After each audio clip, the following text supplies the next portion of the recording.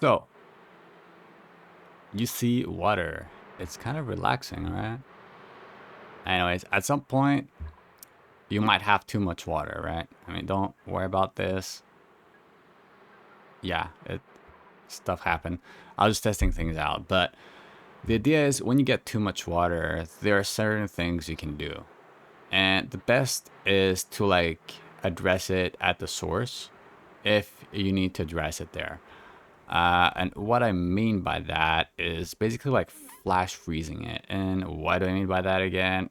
Well, you make sure that you have a solid enough room temperature control.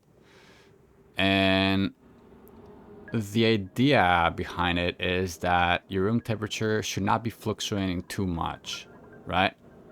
So that's how you see like a lot of salt here, because when you flash freeze, you only get like the ice and you get the salt, right? Same as boiling it kind of thing, but you don't get the steam. And then you can transport it whenever, or you can have it like not occupy the entirety of your base unless you plan on using all of it. For me, I have like a lot of them. Like I have one here, have like one here, I have like so many others. Honestly, I can't really find them all right now because whatever. I have one here, I have another one in here, I have another one here. Like I have more, like so many more, but I even have one here. So basically, you can control them that way by just compressing the thing and maintaining temperature. So my best example is probably like over here that have like permanent. So what you see here is at minus 156, the temperature plate. So that's what you're aiming for. So this will help you in the way that when it comes out, it becomes like ice instantaneously.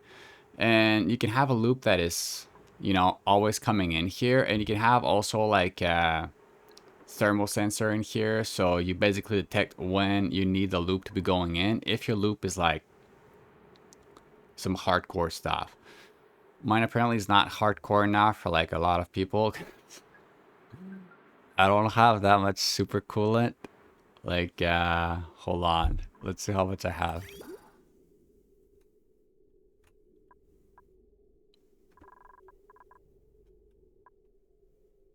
Alright, so here's my super coolant. I mean, I know I say I don't have that much. I'm not trolling. It is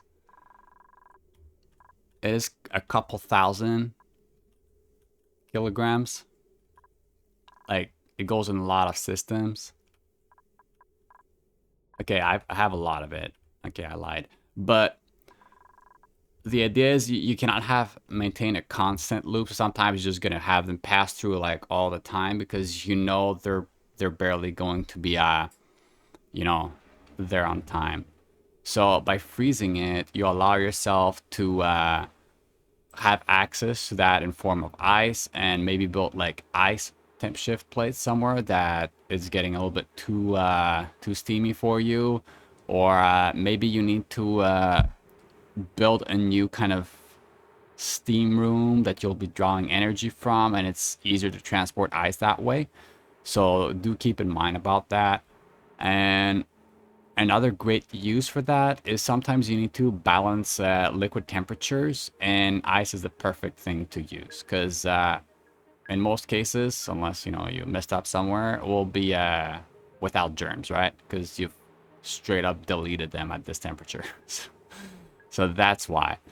Um, Another thing you want to keep in mind is you do not necessarily need a sharing medium for that. Like I tried here for a hydrogen. It seems to help a little bit, but whatever.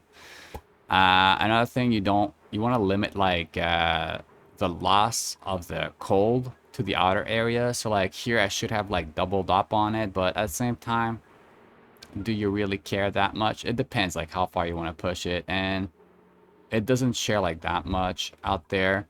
Another way to do it is god damn it, this.